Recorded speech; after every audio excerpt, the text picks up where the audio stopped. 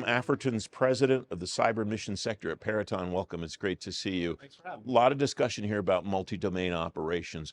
What do you see as the gaps in not just the Army's efforts, but the military's efforts more broadly to do that? And what are they coming to you and asking you about to try to help close those gaps? Yeah, I think in the context of this conference, we're really focused on non-kinetic effects and specifically cyber, electronic warfare, and information operations.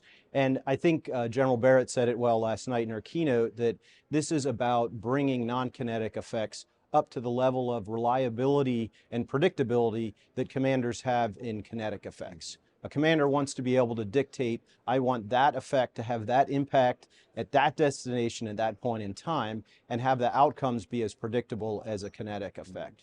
You know, I think to do that, one of the things we absolutely need to enable is that connective tissue of data, you know, between those three different areas, right, as well as across security levels with cross-domain solutions. You know, thinking about those three areas, though, I think one of the underserved areas is information operations. I was at a conference earlier this year, Admiral Paparo from Indo-PACOM. He said that one of his threats that he's most concerned about is influence operations by our adversaries.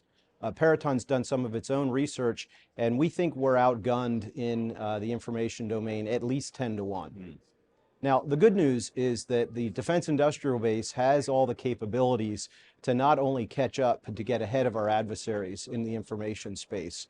We've been developing AI-enabled tools that allow our analysts to quickly understand what's going on in the information environment, to be able to develop detailed target audience analysis, build a campaign, deliver the effects, even in a contested environment, and then most importantly, assess that that effect had the desired outcome that the commander was looking for. So I think there is a way to close that gap. You mentioned the connective tissue among each of those three areas that you described. Is that a technological issue? Is that a cultural issue? Is that a policy issue? Something else? Well, I think it's a little bit of all of the above. We bring some experience from modernizing all of the data management solutions for the signals intelligence enterprise, which is a massive scale. And what we have found is one of the critical elements is kind of data provenance. Understanding where your data comes from, how it is generated, who is touching it, who is changing it.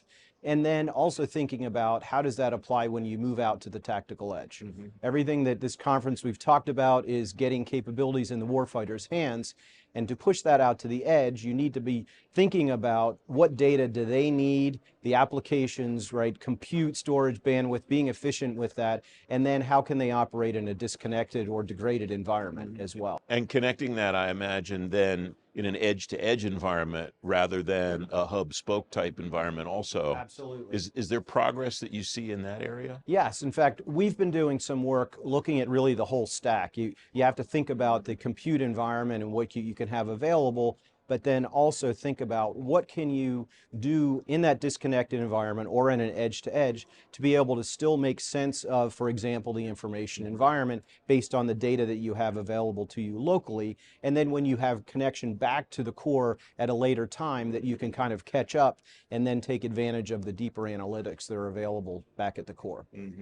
How complex does that have to be at each of those endpoints or at some place on the edge to be able to deliver the kind of capability that a decision maker will need? Well, I think one of the things that industry has to do is that, while there may be some complexity there, we have to take that away from the warfighter, right? We need to deliver capabilities that are intuitive, that are really a field-first mentality, that they don't have to go through a lot of training. It just makes sense to them. And I think for us, what we've done is to make sure that as we're building capabilities, we are doing so with not only the operator in mind, but involving the operator in that process. Some of our integrated development teams include the operators, or we have our engineers sitting side by side operators with a day of the life, so that what we're delivering is making their job easier, taking complexity out away from them so that they are seeing the efficiency and the effectiveness that they need. So as an outsider looking in, I would say all of the things that you described seem like a natural fit for artificial intelligence.